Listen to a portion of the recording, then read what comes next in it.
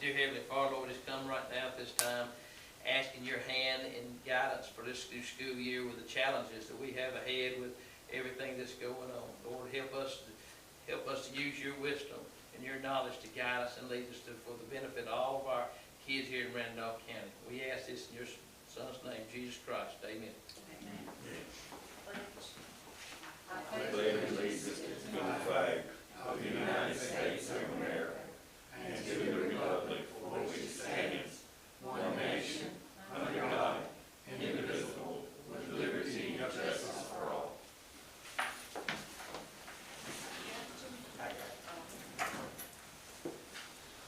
All right, item number 1 is to approve the agenda. Do I have a motion to approve? Motion. Second?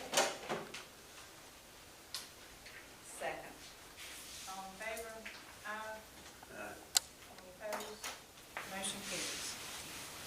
Item number 2 is to approve the minutes of the July 22nd, 2021 board meeting. Do I have a motion to approve? Motion. Do I have a second? Second. All in favor? Any opposed? Motion carries.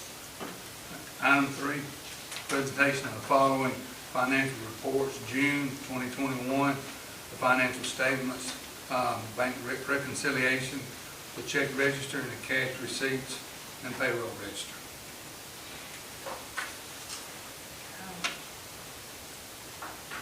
If anybody has any questions, we get that email to us, so everybody's good. If not, I'll take it back to them.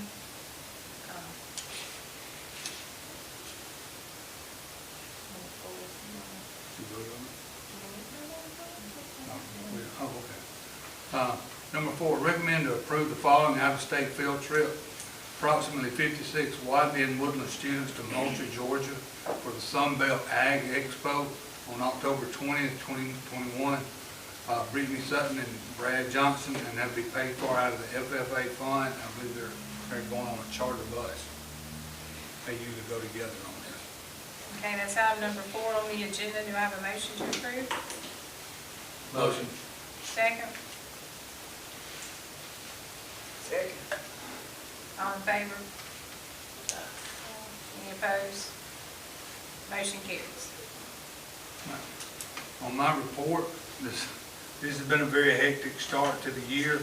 You know, things had gone pretty easy and COVID had kind of calmed down during the summer, but it's reared its ugly head again today, and I want to talk about that a little bit toward the end, but it has been a very hectic start to this school year. Fall sports are starting up. RCHS had a jamboree last week. Woodland and Wadley start this week, so I know RCHS volleyball has started. I believe Woodland has too, and Wadley. So looking forward to the fall sports, and good luck to all of our team. An update on the RCHS old gym roof right there. The paperwork has finally gotten here, and we have ordered some materials for them. It's going to be the roof on the old gym and half of this walkway in front of the cafeteria, which leaks really bad out there. So hopefully we'll get that started within the next few weeks. After that gets finished, we're going to have to do something to that gym floor. It has leaked on it pretty bad. There are several places where it has bucked over the years and has been fixed 2 or 3 different times. It's still bucked up, and the other day I was down there and there was a puddle of water about half the size of this room in the middle of the floor. So we'll probably have to address something with the floor when after we get that roof put on. We've got some bad leaks at Woodland around the office area up there, and that low part of the gym, the old gym up there, that we're looking to address. There's some leaks out at the Career Center, and also some leaks in the main building of RCHS, and I talked to the contractors that put that new roofing on. I talked to them today, so they'll be out here next week to look at that. So I'll talk a little bit more about those projects when we get to the capital plan. We have our ALC up and running out at the Career Center. We actually have some folks out there. So I think that's going to be a good thing for us. Want to really emphasize with these students that after the state legislature, you know, how vapes are listed as same age to possess a vape as it is to possess alcohol. And we moved that up to a level 3, so that's a pretty serious offense. That is something that may get several people there. We're also going to look here in the central office, you know, when Margie retired, we're going to look at trying to do in-house and not replace that. So we're going to be looking to reorganize that within the next month and be ready for the fiscal year when it comes open with that. Let's see, I've got a couple of things that some folks had sent in to me.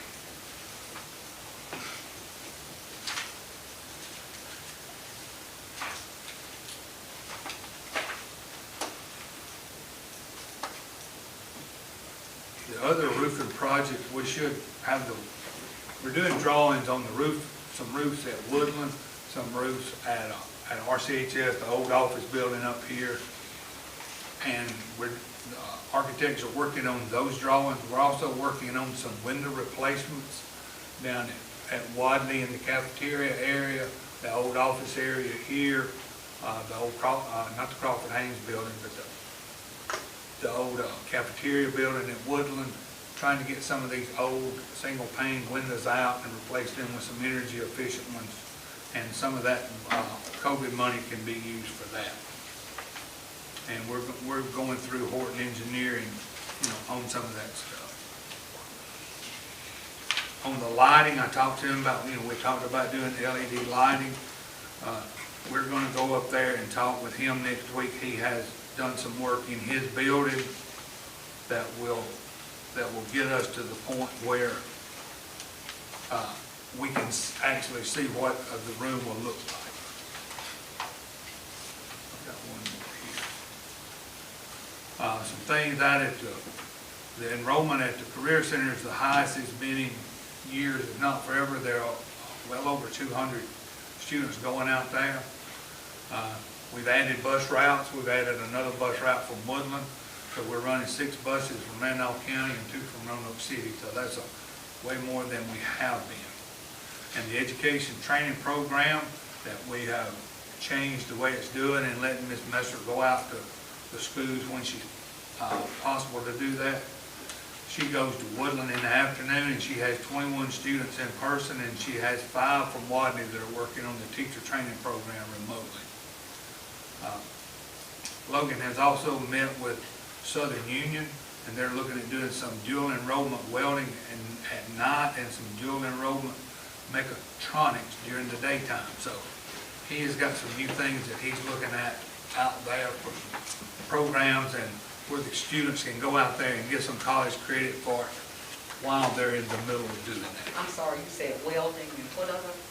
It's mechatronics. Okay. Thank you. Southern Union, I think, will supply the teacher for some of for like the night class. And if we can get somebody certified during the daytime, then they can get dual enrollment credit for that also. Kind of like the same credit they would get if they went to the Opelika campus and got it. And they were really tickled to death to be coming and working with Logan on those things right there. COVID, you know, COVID has kind of reared its ugly head. I've got a sheet right here I'm going to pass out to y'all. These are our numbers this week. The system has just gotten up to where we can look at attendance on it.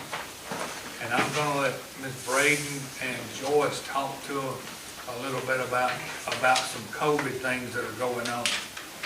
You can see by this chart, down at the bottom we have, there are 2 different types of COVID. You know, the COVID-E is when they're quarantined, and P is when they've just been around somebody. No, that's not Positive, okay, positive and then quarantine. So you see those percentages are pretty low about the total number of students that we have. You know, 2.2% less than 3% when you combine all of it.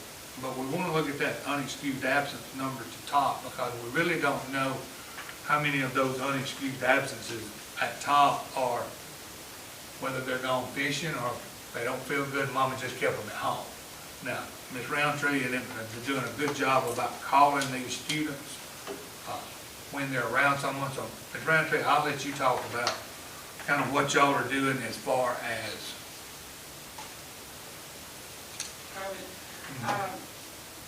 The school nurses and I, we're following as close as possible as we can for the new ADPH back-to-school guidance for schools on their recommendations.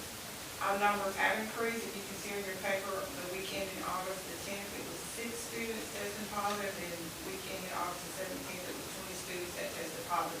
We don't have any employees that are testing positive during this time. This is strictly students.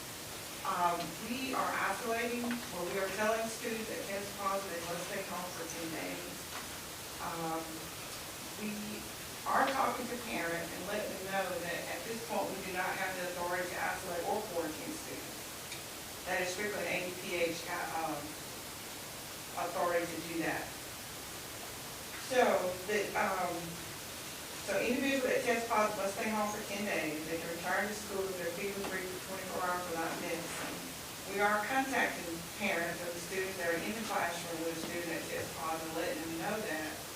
But as of yesterday and today, it's the decision up to the parents if the student studies home. So what we're trying to figure out along with the superintendent and the board is that if you want the school nurses to do contact tracing. Because if we contact the parents, then we must send the students home according to the guidelines on page 3 of the document. And so students are excluded from that if they have on masks, if everybody's wearing masks correctly, if they're physical distancing 3 feet or more, but within 6 feet of an infected person, and the ventilation is in effect. So those students will be excluded from going home. So this is where we are. And to be honest with you, these rules change They've quite changed frequently. day to day, Yeah. so, but this is where we are. But we're trying to hold our own, but the numbers are climbing. You know, I know there's been some talk about, some systems around us have gone to a mask mandate. Some of the systems around us have said that they are not going to go to a mask mandate unless the governor, does so. We have tried to send messages out and do posts on Facebook and all to encourage everybody to wear a mask as much as they can, especially the unvaccinated. We've tried to encourage people to get the vaccine. If their doctor, feels like that's appropriate for them.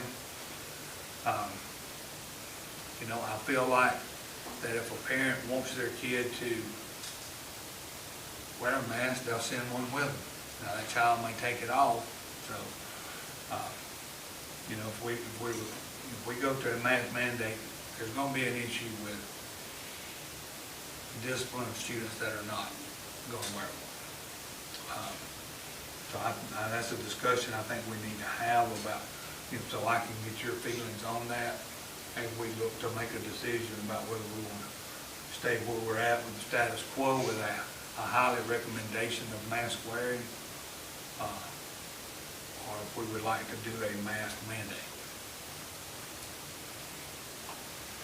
We'll know a little bit more after tomorrow night ball game, because if it's gonna really go, it'll go when you get everybody to watch. I personally, right now, I can change, but I'm not for the mask, especially, especially for smaller kids. They touch their face, they're wearing cloth masks, all it does is inhibit as soon as they touch it or adjust it, they got it on their hands, they touch a doorknob, next kid touch a doorknob, then they adjust their mask. It's a false sense of security. I do understand that masks, and you need to be wearing N95 masks if they're going to work. That's exactly what every science has said. These cloth masks are not work that have Alabama and Auburn on them. You're just drowning the virus right here, in my opinion. That's totally John Hall's opinion.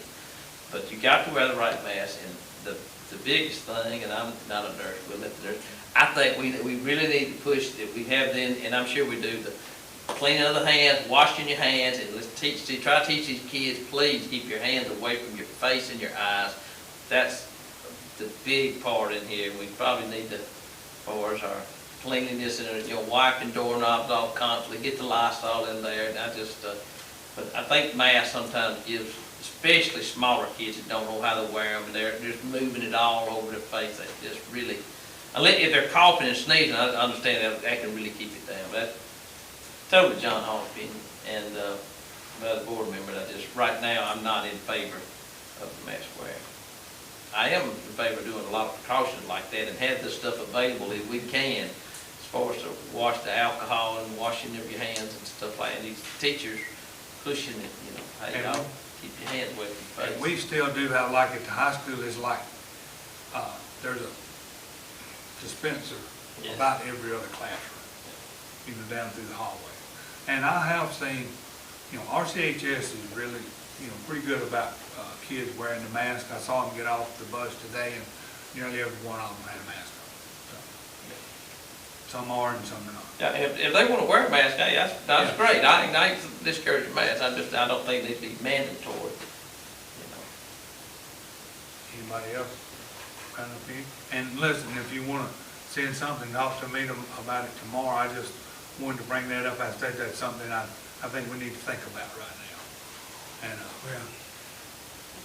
Well, endangering yourself is okay, there's no law against that, but when you start endangering other people, then you get into some legal things. If you want to get up on the courthouse and jump off, I guess there's no law against that, but if you talk to somebody and coming up there and pushing off, that may be a little different. well, and I would like to know, with the numbers that we have here, the small percentage, who have been positive, I would like to know the ones that are out because they've been around somebody, see what, Oh, yeah. what those numbers do. Well, Yeah. it's changed a lot from where we were last year as far as the guidelines, and it still blows my mind that you can have a COVID case in your house, but everybody else doesn't have quarantine. I don't get that, but I understand, I'm for the mask, if it's the surgical mask or the N95. In that vibe, yeah. But because we don't know, we don't know what each other has, who they're supposed to.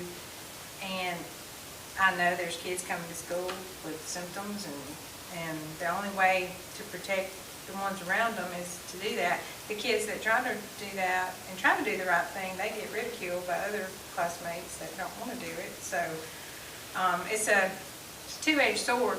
You got half that do and half that don't. So you can't enforce it because you can't put, like we said, we can't put everybody in. I read some stuff the other day that said the mask will keep you from spreading, will keep you from getting it. Right. Well, and Ms. Roundtree was talking to me today about the symptoms, especially in younger children of diarrhea, upset stomach, vomiting. That's the same thing that you get with a Yeah, stomach bug. stomach ache or a stomach bug. And every symptom could be something else, so you don't know. And the parents don't know, and I know the parents don't want to take the kid to get tested just every time. Every time there's So- just something. But now, So, students that are out, when they've been exposed or the parents think they are, that is accounted as a present for the day. We're encouraging our teachers, we have these swiveled, we're encouraging them to use them, not the whole class, but at least periodically during the class when they're doing the important part, and post that to the schools, the account, so that kids can have access to that. I think that's very important for a kid that may just have an upset stomach and stay home a couple of days so they can keep up with their work. So I think face-to-face instruction is way better than going virtual. I think everybody that I've talked to agrees that that's the best way to teach students. So right now, we want to stay where we're at. And if y'all want to tell me something different, send me a message, call me or talk. Is that kind of what y'all feel like right now? The only thing I remember, is the first thing I heard about COVID, I had a hopped up doctor on one night, and he'd never been on before, and he said, I've never done anything like this. He said, but I'll tell you this, everybody in America is gonna have COVID before this is over. So, we've had them plagues before in the world, you know. But I did want us to have that discussion. Any more comments? All right, number 6, I'd like to approve the following contract for services from A through I. And realize that all these contracts, we may not, there are some people on here that we may not use. You know, we have one person that we use a lot, but if we can't get that person and we need somebody right then we would use the other person. This is not like these people are gonna be full-time with us, it'll just be periodically. That answered my question. I was gonna ask you about the need for several OT. Right, and it's just because we can't use. I got you. And we do, you know, I think Mr. Harden suggested, on every advertisement, we advertise for anybody that's interested in doing any type of contract services with us to present a resume to us, and we keep those on file. Okay, this is item number 6 on the agenda, and it's A through I. Do I have a motion to approve? So moved. Do I have a second? All in favor? Any opposed? Motion carries. Well, the next item is the capital, the 5-year capital plan. You've got a copy of that, you know, there together. You have the first sheet, just kind of lists the projects that I've got listed down for the next 5 years. And then the following 4 pages after that talks just a little bit more about what those are. A lot of these can be done with COVID money, you know, with the 2 or 3 different things that we have. You know, we're allowed to do some roofs because of water getting into a building, and that could create mold. We have some windows that are in very bad in disrepair, and because of that hinders the airflow and things like that. We can do some things with that. So that's why you see a lot of roofing and some window replacements on here. And you also see the HVAC on there, and that's the largest single project on there. And that's replacing systems that might be 20 years old. Now that would cover a vast majority of those, but that's something that we would look at because we want to keep our kids dry first. So we'll look at doing our roofs and things like that. And that figure that I have there of $3 million, that figure could go up or down depending on what funds might, you know, be available for that. So this is something I have to turn in, you know, to do that. And if you look through those, do you see anything you might have a question about what they are? And I do still have all the additions we had talked to earlier that we were looking at with the bond money, because the bond money is still there. And our architect tells me that wood prices have come down greatly, but metal prices are still up there. So it looks like we're going to try to bid those projects again mid-fall and see kind of where we can come in with that. The HVAC stuff, we're going to look at bidding a couple of the smaller schools before Christmas, and maybe they can come in and replace those units during Christmas time, and then get the remainder of them, let it be a summer project, because that will take a lot of people to do that. The changing all the lighting in the system to LED lighting, that's something we can do with local people here and not have to go through a contractor or even the engineer that we've been working with in Anniston, Mr. Horton has said, you know, we wouldn't actually have to go through him with that. That's a fairly simple, you know, fix for that. You know, the old high school building section at Woodland, the high school part at Wadley, the old office building here at RCHS and the home ec building, you know, those buildings date back into the 50s. And somewhere down the road, we're gonna have to really look at doing something major to the facilities in this system. And there are a couple of, you know, there'll be some options to look at when that time comes. So, I'd like to see if y'all could approve the capital plan. That's item number 7 on the agenda. Do I have a motion to approve?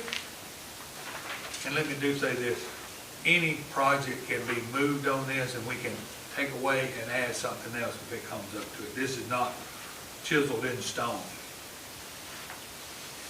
Have a motion? Motion. Second? Second. All in favor? Any opposed? Motion carries. Now, the next item there is I'm presenting the changes to the Code of Conduct book as it applies to the Alternative Learning Center. You know, we sent the Code of Conduct book out during the summertime, and there was a section in there on ALC back when the ALC was just totally held at the school.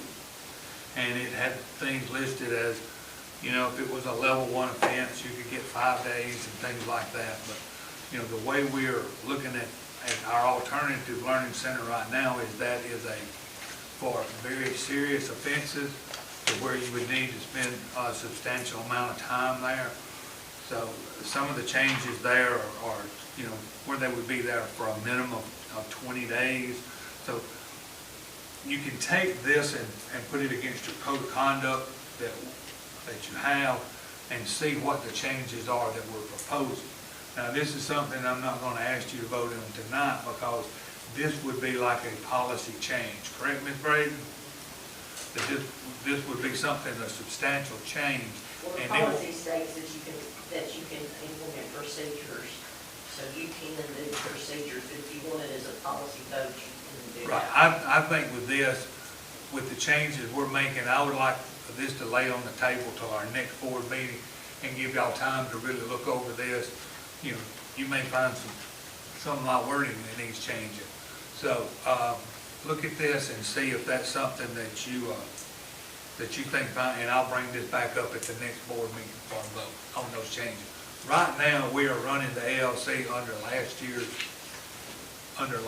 rules, and which are the ones that have been in there for the last couple of years. So that was just to present that to you. Number 9, we need to set some dates for a budget hearing. We have to have 2 budget hearings, and they have to be completed before or on September 15th, correct? So we had looked at maybe, is it the Thursday, the 9th, and the 14th on a Tuesday? If y'all look at your calendar, that's a Tuesday and a Thursday. So Thursday and then the next Tuesday. And probably what I would look at doing is having one of them as just a budget hearing, and then the second one on that Tuesday being a regular board meeting, the October board meeting. Yeah, September. My bad, I said October. I Yeah. can't make it on the 14th. 14, you know.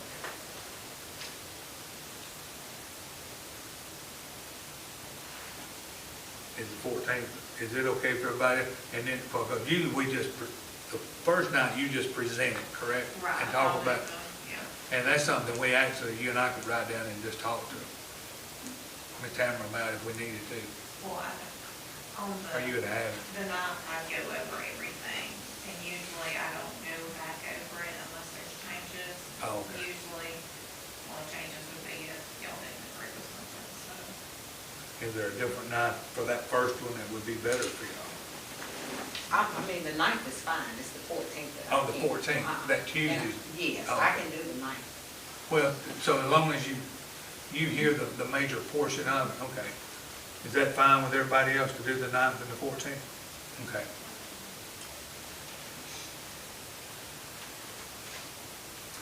Right, number 10, I'd like to recommend to approve the contract with David Daniel to assist with the co-op students for the 2021 school year. Ms. Nancy Messer has, in the past, she had used the latter part of her day, to do that, to do the co-op work, but since she has such a tremendous number in her teacher training program, we had to get David, asked him if he could come back and help us do the co-op. And he's gonna do part of the co-op, and she's gonna do part of it. It's not like he will be doing every bit of it. Okay, that's item number 10. Do I have a motion to approve? Motion. Second? Second. All in favor? Any opposed? Motion carries. And that's gonna mostly be that pole clump and stuff we're putting in, right? No, now his co-op is, they work any kind of job. But, No, we've got a teacher out there that's doing that. all right, So what David would be doing the kids that whoever they get leave jobs, school go and they go out and talk work, and he yeah. goes out and talks to their employers. So this really won't have anything to do with that Number 11 is not here. Do y'all still need an executive session to talk about the things that we had done?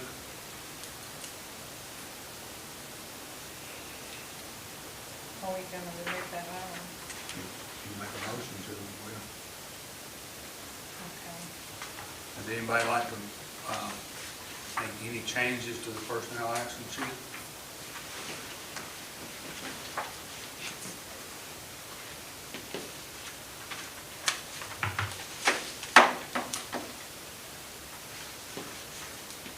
I would like to change personnel action. I'd like to remove number 8. Remove number 8. Yes. Can I get a second? I'll second.